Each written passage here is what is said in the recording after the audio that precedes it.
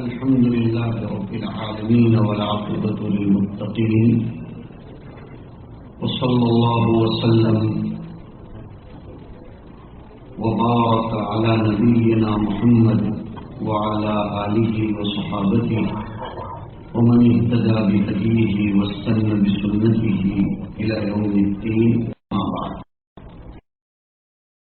قرأت القرآن فاستعذ بالله من الشيطان الرجيم إنه ليس له سلطان الذين آمنوا وربهم إنما سلطانه على الذين يتولونه والذين هم به مشركون. وقال تعالى: تنزيل من حكيم حميد لا يأتيه الباطل من بين يديه ولا من خلفه تنزيل من حكيم حميد. صدق الله العظيم. وروى الإمام أنه سمع رسول الله صلى الله عليه وسلم يقول: إن الله تبارك وتعالى ليرفع بهذا الكتاب أقواما ويضع به آخرين. صدق الله العظيم وصدق رسوله النبي الأمي الكريم. نہایت ہی قدر و منزلت کے حامل ہمارے استاد الاساتذہ حضرت مولانا فاروق صاحب ترکِ زیدت معالیہم، صدر محترم، علماء نظام، دین و ملت، بالخصوص آج کے 11 ستارے جنہوں نے قرآن کریم کو اپنے سینوں میں محفوظ اور مضبوط کر کے افق اسلام ہی نہیں بلکہ افق 11 ستاروں کے ذریعے چہاردان میں ان 11 اپنے طلبہ عزیز کو، ان کے اساتذہ کو، انتظامیہ کو اور ان سب کے پیچھے ورن گاؤں کے محسنین و مخیرین، ہمدردان قوم ملت کو مبارکباد پیش کرتا ہوں کہ قوموں کی عروج و زوال کا راز اور قوموں کے انحطاط کی وجہ کو پرکھ کر ایسے پرفتن ماحول میں ولن جیسی بستی نے ابھی بھی اپنے تابناک ماضی کی یادگاروں کو باقی رکھا ہے. اللہ تعالیٰ اس گاؤں کو نظر بد سے محفوظ فرمائے. وہیں ایسی تقریبات کے ذریعے پتہ چلتا ہے کہ یہ مصنع الرجال بھی ہے، معدن الرجال بئی طور کہ الحمدللہ اس علاقے میں دیگر قرآن اور اسباب پیدا کرنے والے علماء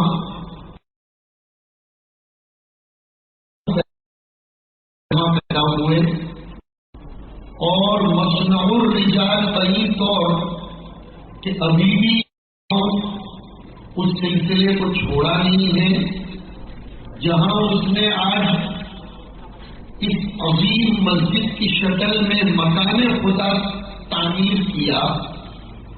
مکان سے پہلے انہوں نے مکینوں کا بھی انتظام کروایا اور ترتیب یہی ہوتی ہے کہ مکین پہلے آتا ہے، مکان کا نظام خود بخود اعلیٰ شانہ فرماتے ہیں. حضرت آدم علیہ السلام کے پیدا کرنے کا فیصلہ کلام کرنے والے شراح بخاری نے لکھا ہے کہ کعبۃ اللہ کی تعمیر بعد میں ہوئی، کعبۃ اللہ کے وجود کا فیصلہ بعد میں ہوا، لیکن کعبۃ اللہ کو آباد کرنے والے انسانوں کے والد گرامی قدر حضرت آدم علیہ السلام کا فیصلہ پیدا کرنے کا پہلے سے ہو چکا تھا. وجود اور ظہور کے درمیان فرق ہے وہ ایک الگ بات ہے. وجود کے اعتبار سے اگرچہ اس ارادے کا ظہور اور اس کا مظہر بعد میں ہوا ہو یہ مستقل علمی بات ہے، لیکن آپ حضرات کو اتنا بتا دینا کافی ہے کہ واقعتاً آپ حضرات نے مسجد بنانے سے پہلے علماء اور حفاظ کا انتظام جاری اور ساری رکھا. مجھے یاد پڑتا ہے ہمارے انگلینڈ کے دوست نے حضرت الاستاذ سیدنا و مرشدنا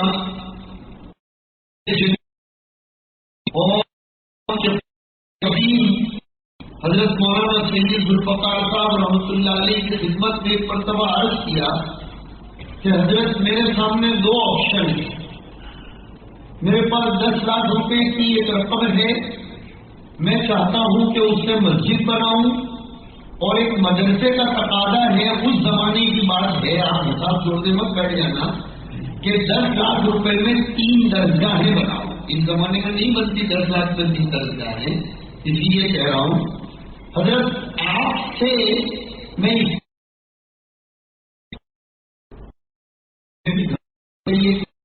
تو اللہ کے آپشن چاہتا ہوں کہ آپ مجھے بتائیں کہ میں مسجد بناؤں اور ادھر 3 درسگاہوں کی تعمیر کا میرے سامنے ٹارگیٹ رکھا گیا ہے. حضرت نے فرمایا دیکھو بھائی مسجد بنانے کے سلسلے میں تو کچھ نہیں بول سکتا، لیکن اللہ والوں کی بات سنیے ذرا.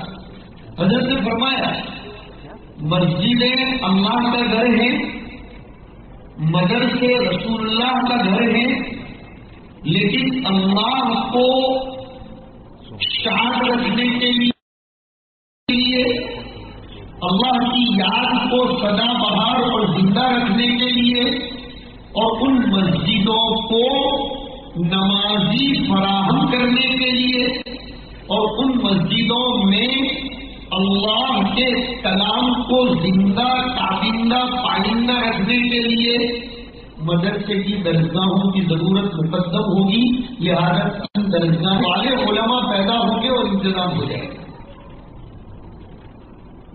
چنانچہ ایسا ہوا اور ماشاءاللہ آپ حضرات نے تو دونوں کو ہی جمع کر لیا. اللہ بہت مبارک فرمائے. میرے بھائیوں، آج جمعہ میں بھی آپ نے اکابرین امت کے خطابات سنے. مجھے کوئی لمبی چوڑی بات نہیں کرنی، لیکن بہرحال وذکر فإن الذکریٰ تنفع المؤمنین کے تحت کچھ بات ضرور. میں نے آیت کریمہ پڑھی ہے اور اس کی طرف ذہن تب گیا جب یہ طلبہ عزیز ابھی ختم قرآن کے موقع معوذتین، سورہ اخلاص اور سورہ بقرہ کی ابتدائی آیات پڑھ رہے تھے. اللہ رب العزت کا عجیب انتظام ہے اور اس کا عجیب امر ہے کہ قرآن کریم کے آغاز میں بھی تعاون، اور کہ کوئی برا کام کیا ہو تو ہی اعوذ باللہ پڑھنا چاہیے، یا کوئی برا کام ہو رہا ہو تو ہی تعاون پڑھنا چاہیے. ایسا نہیں ہے. اصل میں انسان کے لیے راہ استقامت پر چلنے میں تکوینی طور پر سب سے بڑی جو رکاوٹ ابتلاءً و امتحان من جانب اللہ رکھی گئی ہے وہ شیطان کی ہے. شیطان برے کاموں میں رکاوٹ نہیں ڈالتا، اچھے کاموں میں رکاوٹ ڈالتا ہے. اور ابھی پرسوں ہی ہمارے پاس سبق میں یہ روایت سال کے اواخر میں جب ابن ماجہ شریف کو رواں روی میں پڑھائی جاتی ہے گزری. توجہ سے سنیں گے آپ تاکہ ان حفاظ اور علماء کی منزلت کیا ہے. فضائل تو آپ بہت سنتے ہیں لیکن فلسفہ سنانا چاہتا ہوں. حضور اکرم صلی اللہ علیہ وسلم نے ارشاد فرمایا فقیہ واحد اشد علی الشیطان من الف عابد،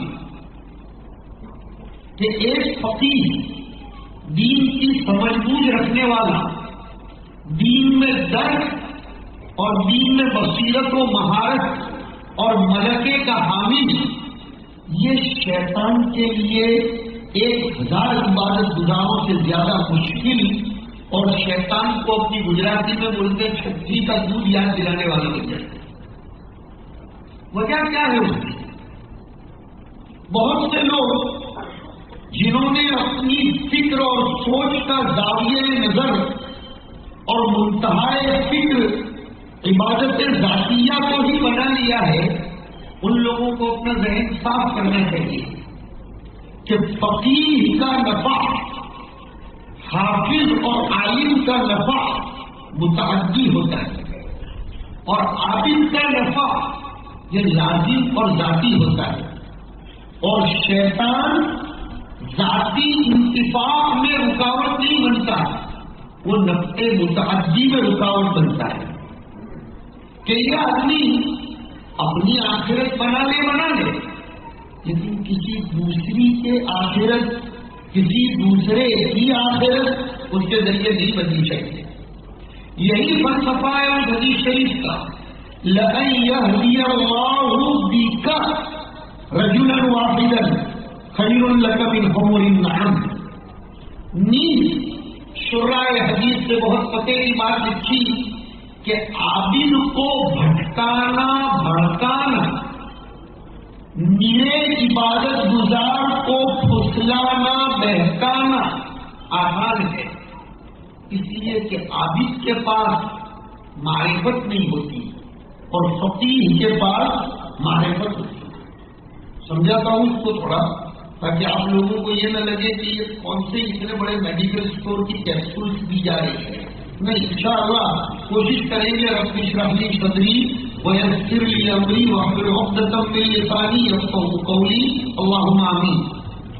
فقیہ جو ہوتا ہے، جو حافظ ہوتا ہے، اور آپ کہو کہ حفاظ کی مجلس میں عالموں کا فلسفہ، اصل میں میرا ٹارگیٹ یہ 11 بچے اس لیے ہیں کہ میں ان سے یہ کہنا چاہوں گا کہ this is not end of your life یا آف یور رننگ، یہ آپ کی چلت پھرت کا اینڈ نہیں آ گیا۔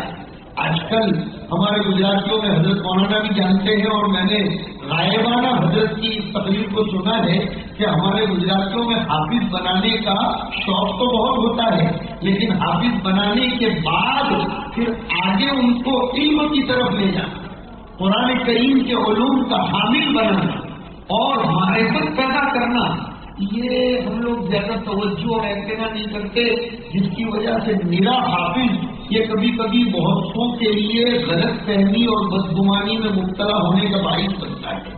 تو میرا اصل ٹارگیٹ یہ 11 بچے، ان کے والدین اور ان کے سرپرستان، ان کے حفاظ اور ان کے اساتذہ ہیں کہ وہ ان کا ذہن بنائیں کہ جب تک انسان شریعت کے مراتب علمیہ کو نہیں جانتا کہ کیا چیز فرض ہے، واجب ہے، سنت ہے، مستحب ہے۔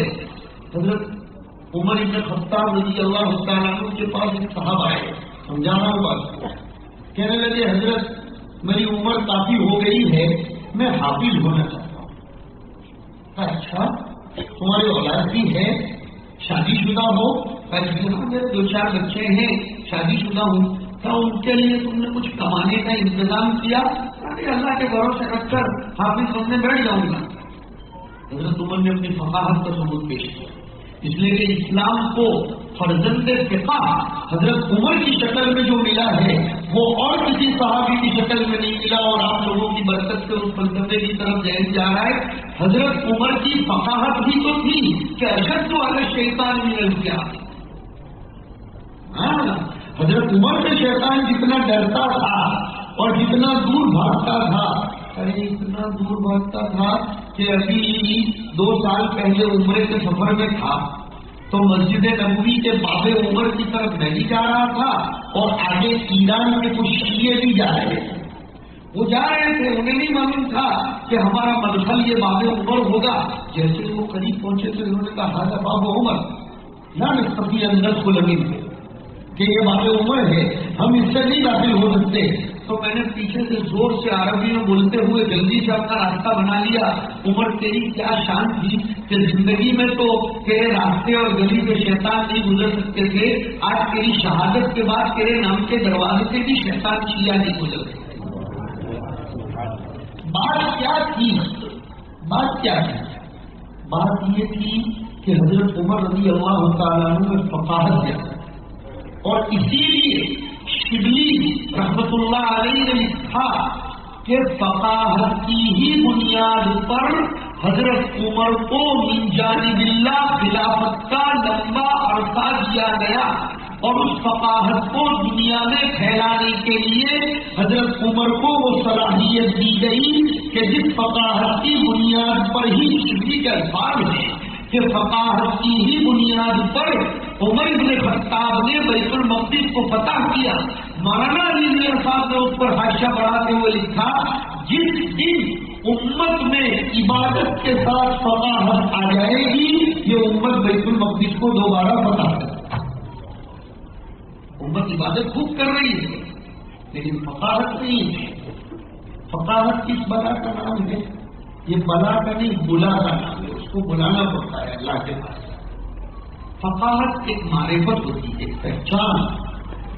وہ میں واقعہ سنا رہا تھا نا, وہ حضرت عمر کی فقاہت. فرمایا بھائی تیری عمر بڑی ہو گئی, تیرے بال بچوں کے لیے کمانے کا کوئی نظم نہیں ہے, تیرے لیے حفظ قرآن سے زیادہ اہم چیز ہے بال بچوں کے خرچے پانی کا انتظام کرنا.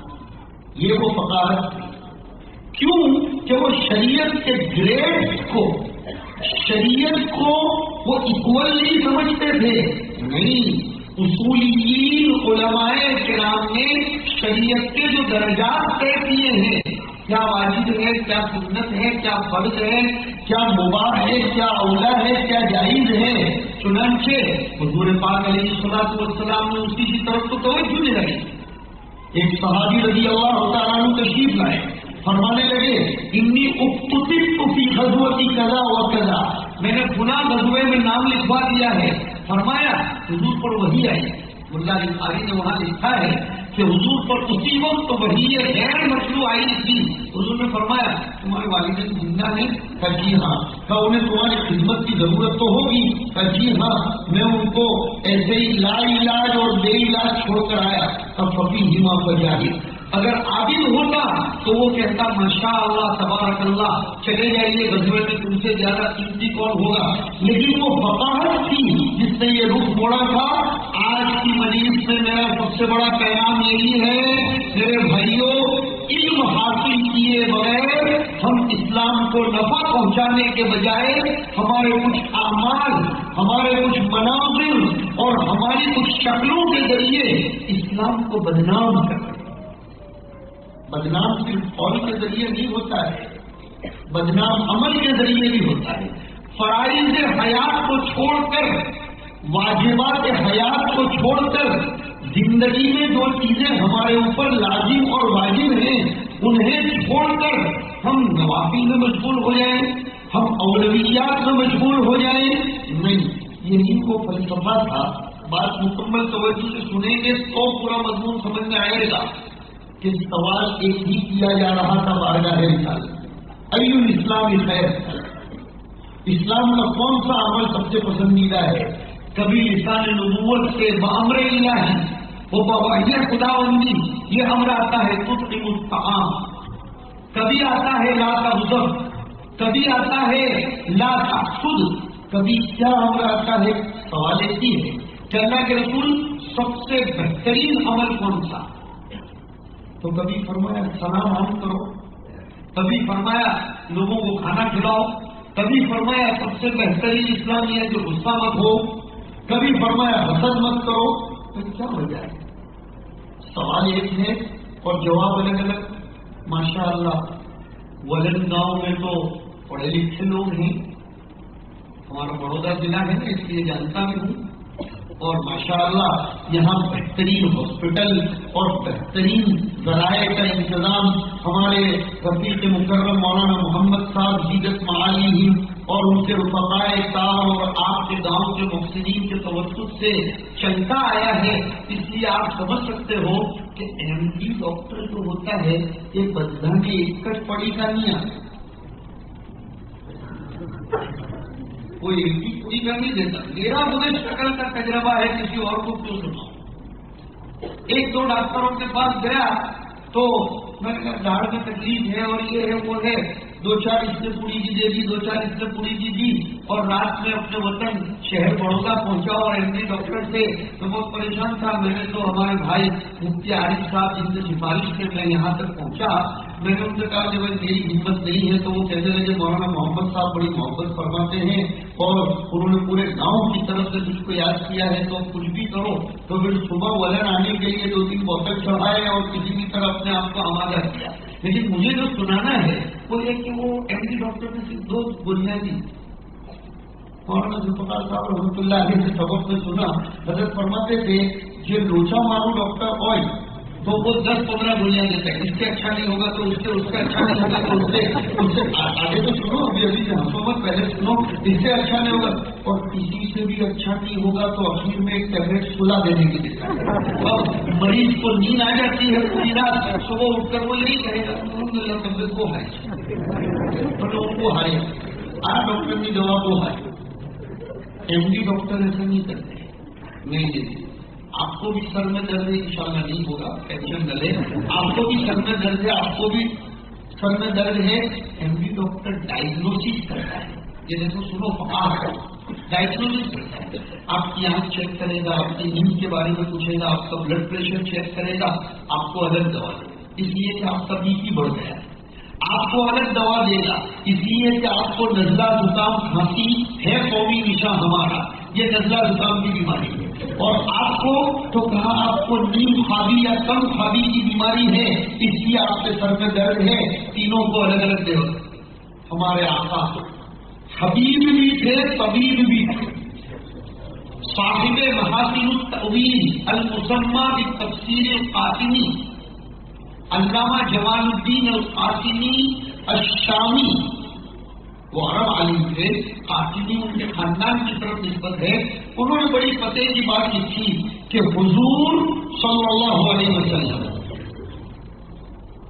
محسنین صالحین کے لیے حبیب تھے، مسیئین مجرمین کے لیے طبیب تھے، محسنین کے لیے حبیب تھے اور مجرمین اور مسیئین کے لیے طبیب تھے۔ یہ بات انہوں نے لکھی، عزیز علیہ ما عنتم اور حریص علیکم بالمؤمنین رؤوف رحیم۔ یہ بھی جانتے ہیں ہمارے مولانا محمد صاحب کا ذوق بھی بہت علمی اعلیٰ ذوق ہے، آپ ان کو صرف ایک صاحب خیر کی تصویر میں جانتے ہیں، میں انہیں صاحب علم کی تصویر میں جانتا ہوں، کیوں نہ ہو، جبکہ ہمارے استاد الاساتذہ کی سرپرستی انہیں حاصل ہے مولانا فاروق صاحب کی، اللہ تعالیٰ ان کی عمر میں خوب برکت نصیب فرمائے۔ میری یہ خوش قسمتی ہے کہ ہم ان جیسے بڑوں کی حاضری میں کچھ لفظ کرنے کی ضرورت کر لیتے ہیں، لیکن انشاءاللہ توفیق ہو جائے گی۔ اللہ ہمارے ان اساتذہ کرام کی عمروں میں برکت دے، اور جو مرحومین ہو گئے اللہ ان کی روحوں کو ہماری طرف متوجہ رکھے۔ ہم تو یہ ماننے والے لوگ ہیں، ہم یہ ماننے والے لوگ ہیں، چاہے ہمارے دیوبندیوں کے بارے میں لوگوں نے بدنامی کر رکھی ہو، ہم تو مانتے ہیں کہ اولیاء یہ ہمارے جو اولیاء ہیں وہ اپنی قبروں میں زندہ ہیں اور ان کی ارواح متوجہ ہوتی ہے اور وہ فیض کا القاء فرماتے ہیں، اور اس ماننے ہی میں ہماری خوش قسمتی سعادت مندی، بلکہ 2 قدم آگے بڑھ کے بولوں گا، علماء دیوبند کا جو عقیدہ ہے وہ پورا کا پورا مکمل طور پر کتاب و سنت پر مبنی ہے۔ عطاء اللہ شاہ بخاری جیسے کسی زمانے میں آزاد بنش انسان اور بعد میں چل کر جب تابع ہوئے اور کسی نے پوچھا کہ آپ علماء دیوبند کی تعریف کیا کریں گے، فرمایا صحابہ کا ایک قافلہ چل رہا تھا جس میں سے چند لوگ رہ گئے تھے، وہ علماء دیوبند۔ تو انہوں نے جب یہ عقیدہ بنایا کہ یہ اولیاء اپنی قبروں میں زندہ ہے تو اس عقیدے کے ہم بھی حامل ہیں۔ تو میں عرض یہ کر رہا تھا میرے بھائیوں فقاہت کی بنیاد پر آدمی پہچانتا ہے. جی ہاں، خواجہ عبد القادر جیلانی رحمۃ اللہ علیہ کا واقعہ آپ طلبا نے بھی سنا ہوگا کہ وہ تشریف لے جا رہے تھے اور شیطان نے کیسے بہکانے کی کوشش کی.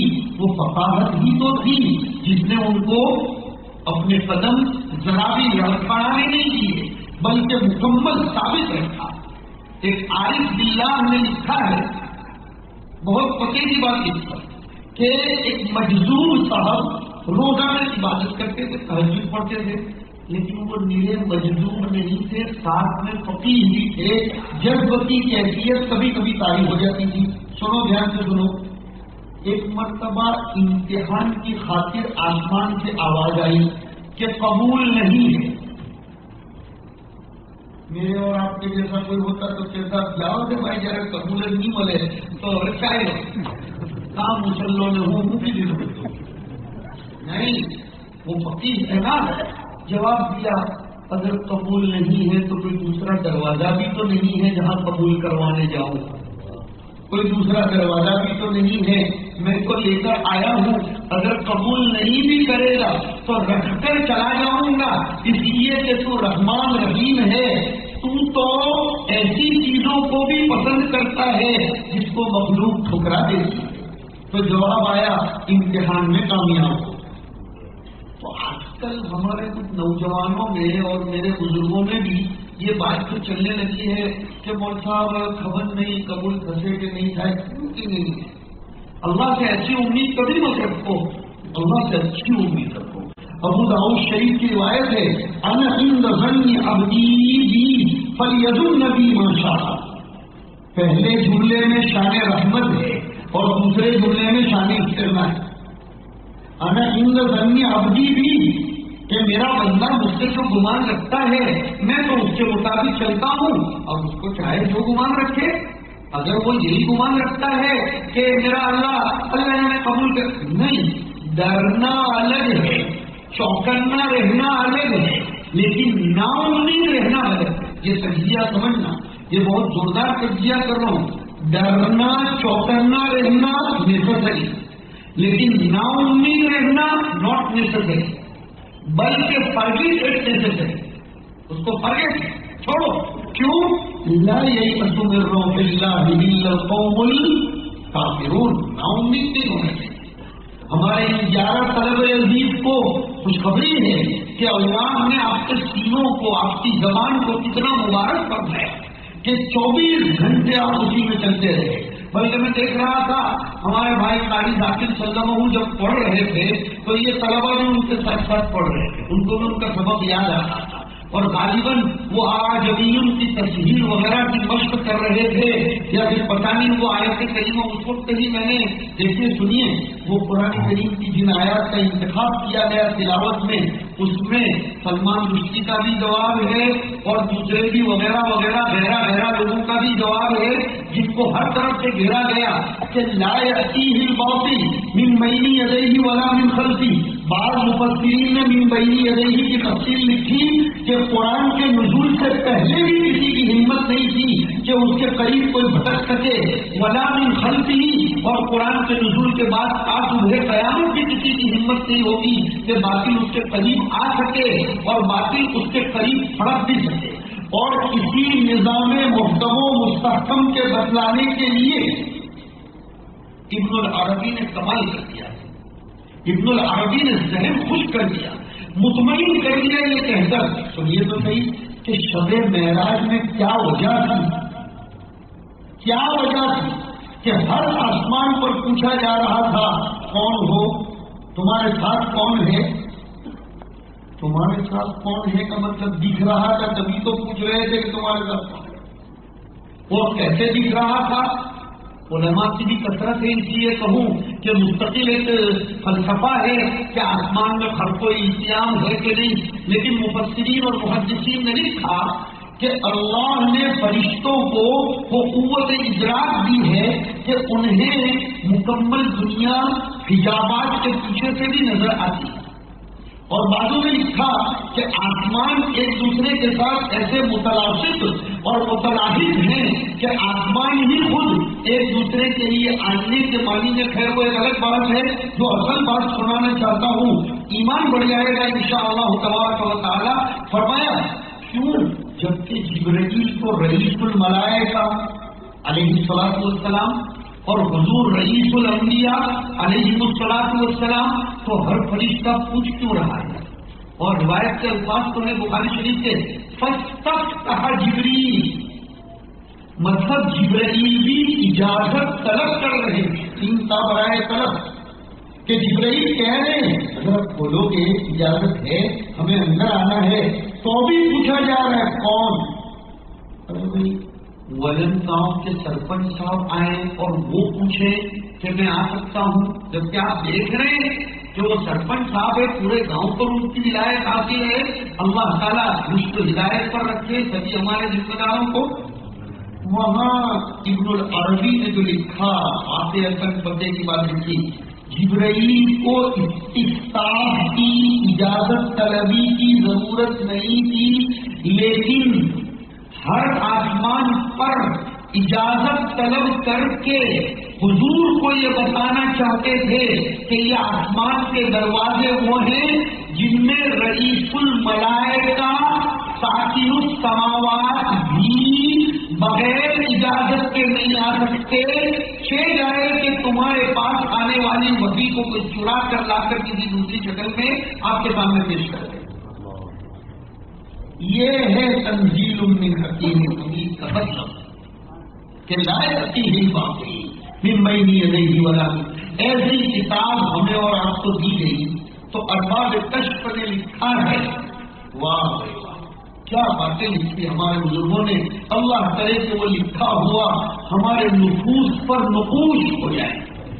لکھا کہ قرآن کی جب یہ کیفیت ہے کہ لا یأتیہ الباطل من بین یدیہ ولا من خلفہ، اہل قرآن اگر واقعتاً حاملین قرآن، محافظین قرآن، مصاحبین قرآن بن جائیں گے، ان کے صدور کی بھی یہ کیفیت ہوگی کہ لا یأتیہ الباطل من بین یدیہ ولا من خلفہ، اور اس پر یہ عاجز حاشیہ بڑھا کے وہ کہہ سکتا ہے کہ ان صدور کے قریب بھی شیطان اس لیے نہیں آ سکتا کہ قرآن نے اپنی کیفیت بیان کی، بل ہوا آیات بینات فی صدور الذین اوتوا العلم۔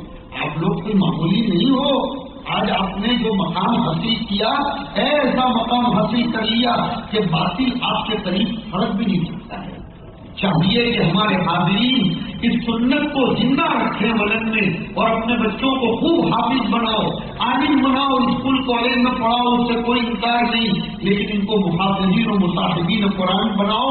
شروع میں ہم نے بات یہ چھیڑی تھی کہ کیا وجہ ہے کہ جب قرآن شریف شروع کیا جا رہا ہے تو فرمایا جا رہا ہے فاستعذ باللہ من الشیطان الرجیم۔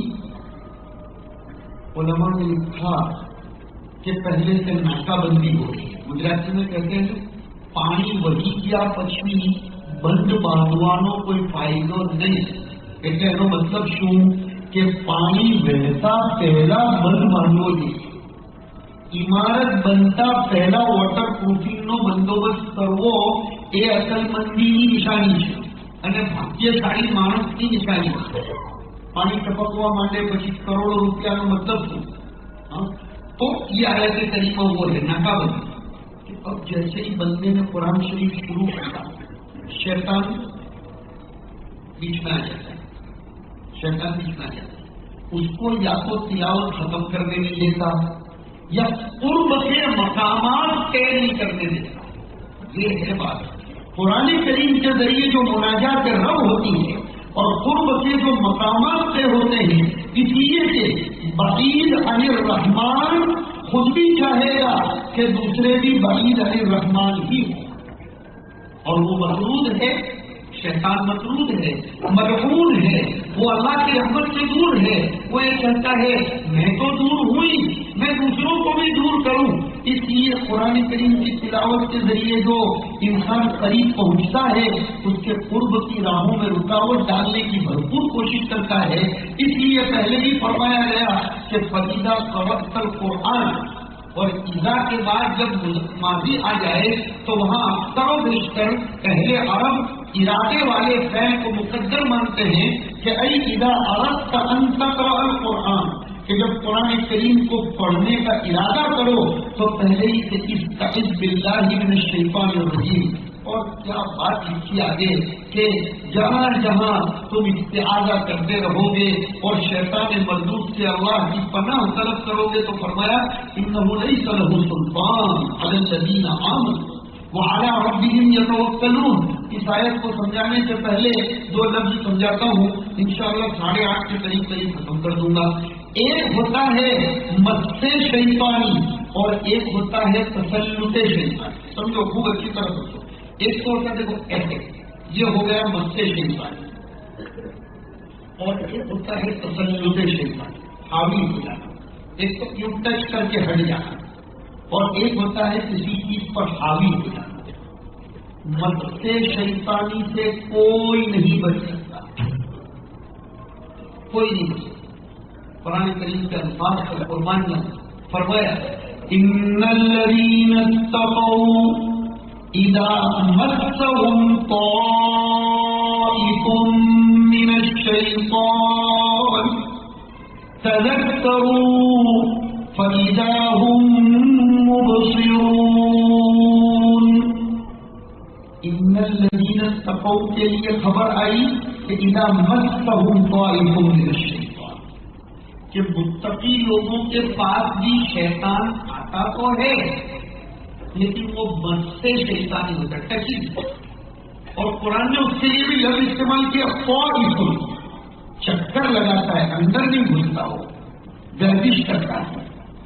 لیکن یہ دیکھو فقاہت یہاں بھی آئی کہ تقویٰ ہوگا تو فقاہت آئے گی، بغیر فقاہت کے تقویٰ ہو ہی نہیں سکتا، اور بغیر تقوی کے فقاہت بھی نہیں ہو سکتی۔ اور یاد آیا ماشاءاللہ آپ لوگوں کی برکت سے کہ امام صاحب نے فقاہت کی تعریف تقوی سے تو فرمائی، معرفت النفس ما لہا وما علیہا، اور معرفت ہی تو نام ہے تقوی کا، وہی تو بات کہہ رہا تھا۔ تو جو متقی لوگ ہوتے ہیں نا، شیطان ان کے قریب تو آتا ہے، ان میں سے چکر لگاتا ہے، مگر ان کے دلوں میں اعلان ہوتا ہے۔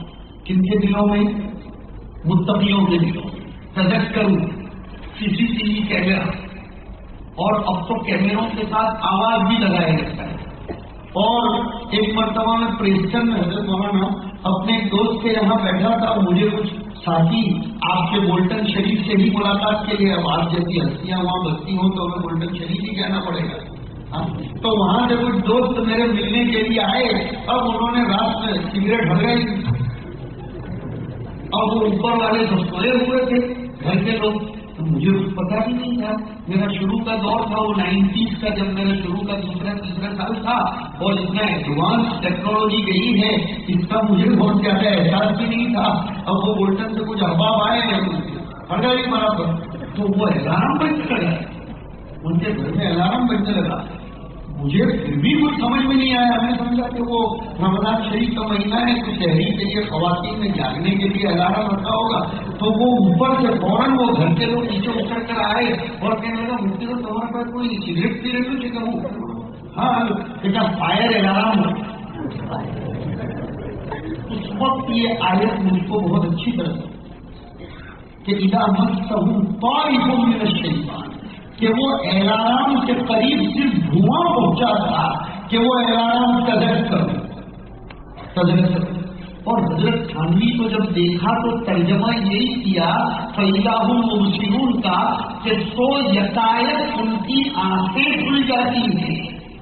شاباش تھانوی، شاباش، رحمت اللہ علیہ رحمۃ واسعۃ ووسع اللہ بفیوضہ وبرکاتہ وعلومہ۔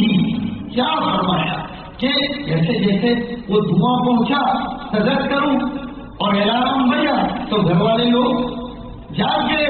حضرت نے یہی ترجمہ کیا کہ یکایک ان کی آنکھیں کھل جاتی ہیں۔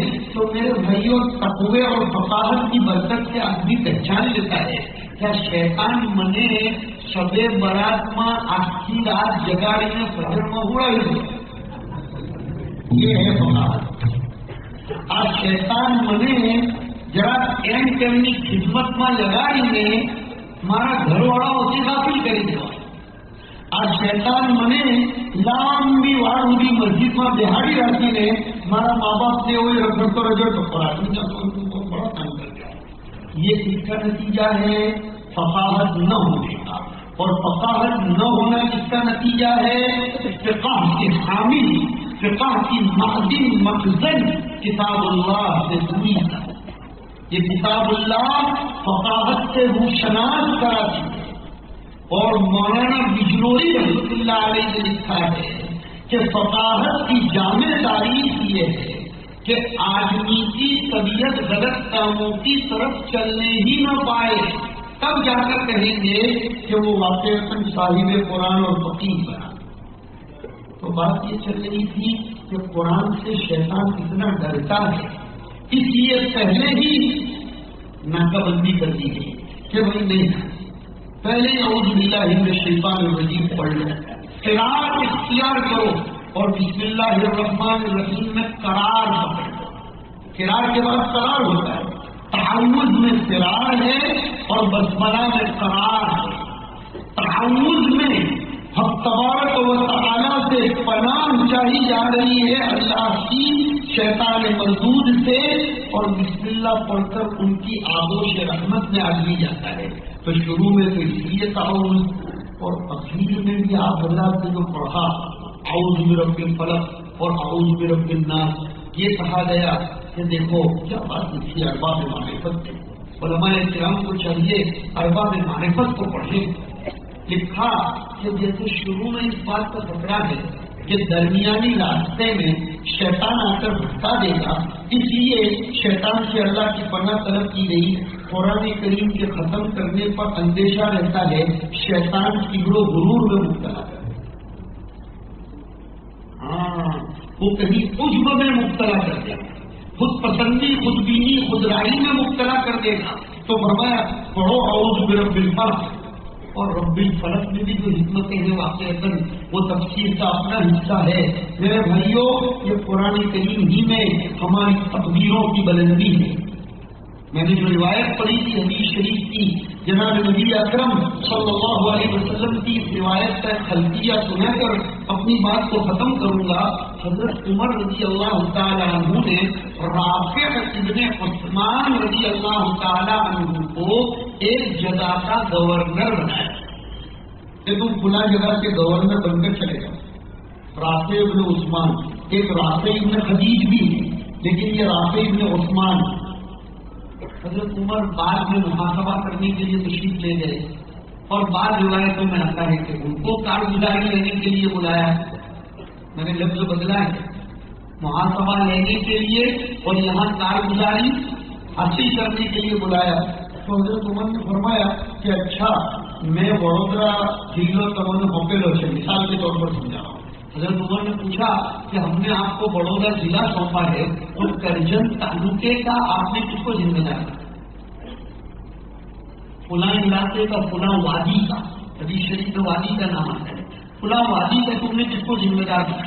मनी तखलक का आलल वादी. तो वो राफ़ि इब्ने उस्मान ने फरमाया इब्ने अबीजा.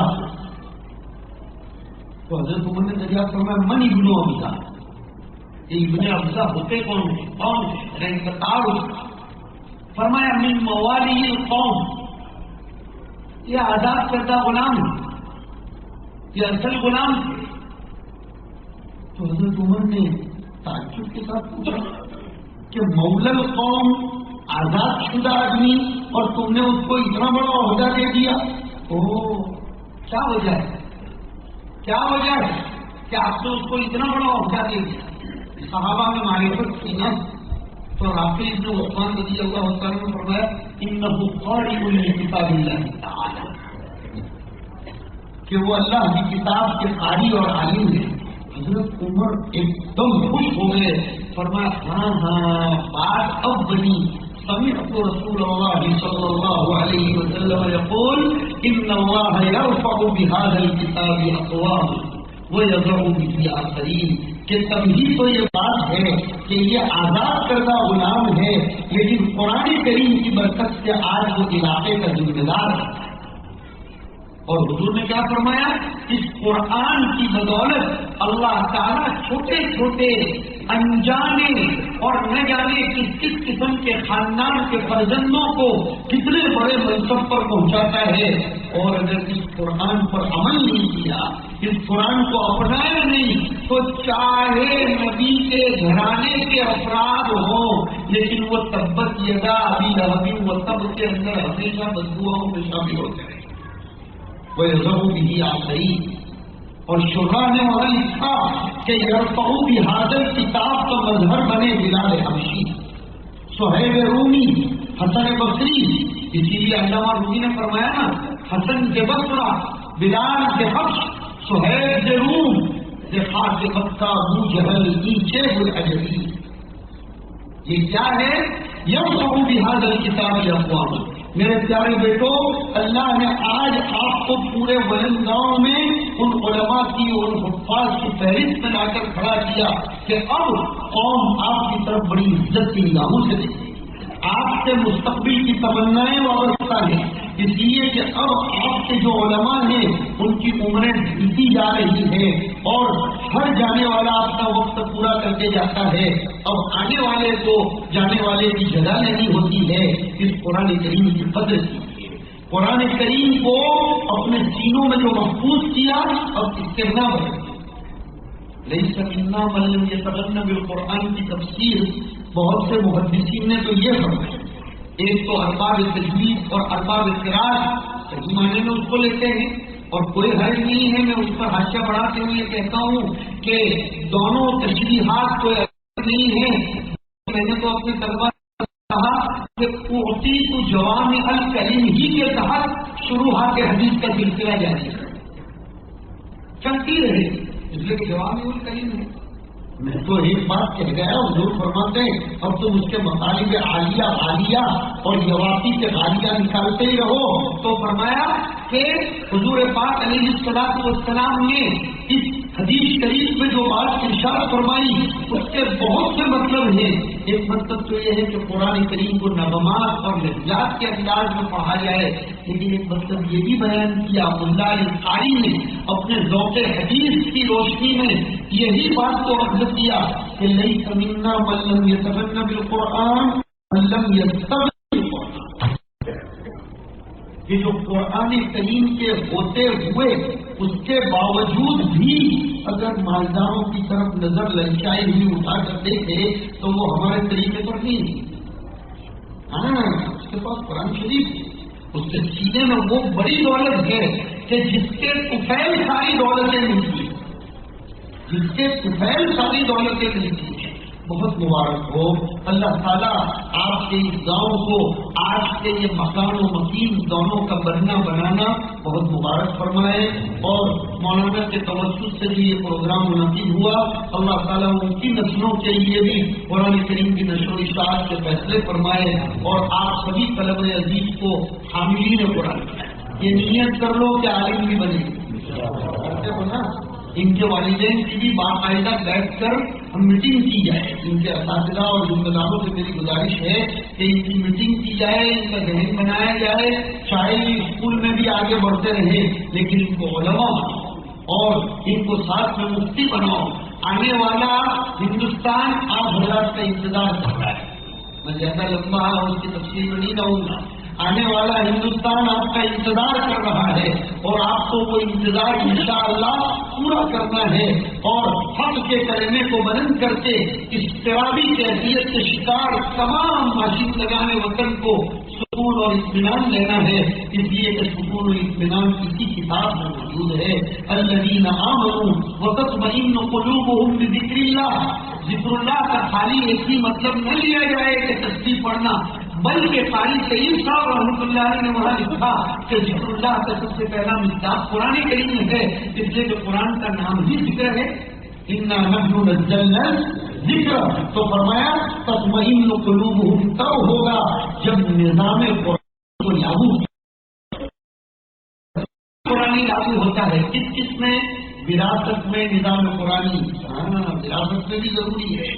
کتنے آپ جماعت میں جا رہے ہیں، عالم بن رہے ہیں، کتنے پڑھے لکھے ہیں، لیکن بھائی بہنوں کا حق ہی نہیں دے رہے کہ چوچو دے گی بولتی. چوتھی یہ چوتھی کہاں سے آیا؟ نہ تو مرنے کے بعد چوتھے دن چوتھے آنا چاہیے، اور نکاح کا نظام، طلاق کا نظام، وراثت کا نظام، خاندانی منصوبہ بندی کا نظام اور گاؤں کے سارے نظام جب تک ذکر اللہ نہیں ہوں گے تب تک تطمئن قلوبہم نہیں ہو سکتا. اور قرآن نے ان کو برفے تنبیہ کے ساتھ ارشاد فرما کر جھنجھوڑا ہے. اب تعالیٰ شانہ ہم سب کی حاضری کو قبول فرمائے، اہل اللہ کی آمد کو اس گاؤں کے لیے انقلاب صالح کا ذریعہ بنائے، برکت کا باعث بنائے، اور اس مسجد کے اور اس مجلس کے منعقد کرنے میں اور تاسیس میں جن جن لوگوں نے جس اعتبار کیا ہے، تعالیٰ شانہ سب کے درجات کے عالیہ میں اور زیادہ ترقیات نصیب فرماتا رہے. وآخر دعوانا ان الحمد للہ رب العالمین وصلی اللہ وسلم علی نبینا و مولانا محمد وعلی آلہ وصحابہ اجمعین.